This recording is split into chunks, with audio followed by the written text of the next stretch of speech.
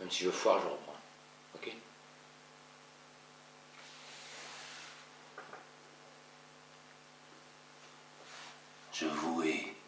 Je vous hais tous. J'en suis malade. J'ai été frappé dès mon enfance de misanthropie galopante. Je fais même de l'auto-misanthropie. Je me fais horreur. Je me hais moi-même. Plus je connais les hommes, plus j'aime mon chien. Plus je connais les femmes, moins j'aime ma chienne.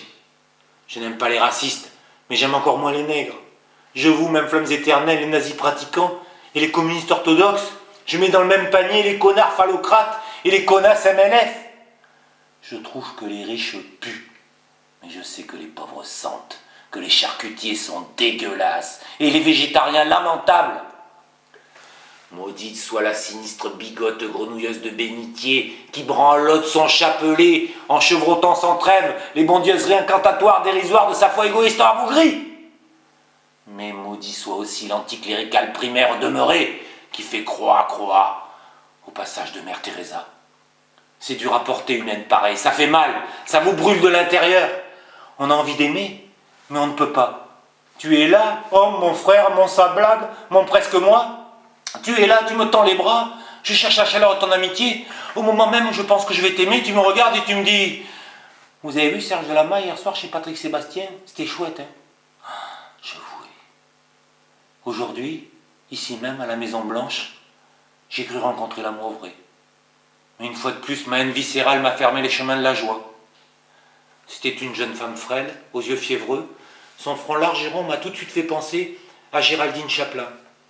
Elle avait le teint diaphane, les lèvres pâles et la peau d'une blancheur exquise, comme on n'en voit guère plus depuis que toutes ces connasses se font cuivrer la gueule à la lampe à souder, pour se donner en permanence le genre naïade playboyenne émergeant de quelques criques exotiques, alors qu'elles ne font que sortir du métro Châtelet pour aller pointer chez Trigano. Elle non, elle était évidente et belle, sans artifice, comme une rose pâle au soleil de juin. Dans la tiédeur ouatée de la Maison Blanche, elle paraissait m'attendre tranquillement, sur la banquette de cuir sombre, où sa robe de soie légère faisait une tache claire et gaie, vers laquelle je me sentais aspirer comme la foulée que fascine la bougie vacillante. Sans réfléchir, je me suis assis près d'elle. Ses doigts graciles tremblaient à peine pour faire frissonner un peu le mince filet bleu montant de sa cigarette. « Ne dites rien, madame, je ne cherche pas d'aventure, je n'ai pas de pensée trouble ou malsaine. Je ne suis qu'un pauvre homme, prisonnier de sa haine, qui cherche un peu d'amour pour réchauffer son cœur glacé à la chaleur de notre cœur. Ne me repoussez pas, alors marchez ensemble un instant sur la plage. Ouvrez-moi votre âme, l'espace d'un sourire et d'une coupe de champagne. » Alors, cette femme inconnue s'est tournée vers moi. Son regard triste et lointain s'est posé sur moi qui mendiait le secours de son cœur. Elle m'a regardé, elle m'a dit « Je peux pas, je garde le sac à ma copine go à terre et le champagne, ça me fait péter. » Je vous hais tous, j'en suis malade. J'ai été voir un médecin, j'ai pris un taxi. Je hais les chauffeurs de taxi. Il n'y a que deux sortes de chauffeurs de taxi. Ceux qui puent le tabac, ceux qui vous empêchent de fumer. Ceux qui parlent, les salauds, alors qu'on voudrait la paix. Et ceux qui se taisent rien, pas bonjour, alors qu'on est tout seul derrière, au bord de mourir de solitude. Et puis il y a ceux qui sont incroyablement racistes, qui haïssent en bloc les femmes, les provinciaux et les malheureux immigrés désemparés, qui le pourchassent jusque dans les passages cloutés.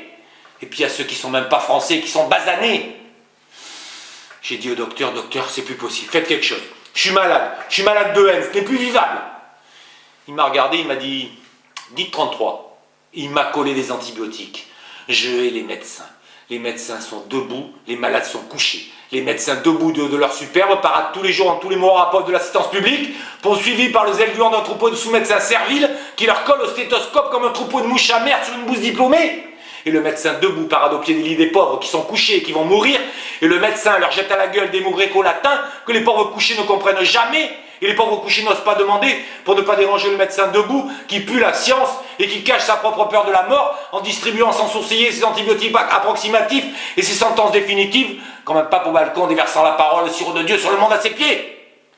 Alors fais gaffe, Toubib, j'ai piégé mes métastases, le premier qui touche à mon cancer, j'y pète à la gueule. Sic transit gloria mundi. Amen.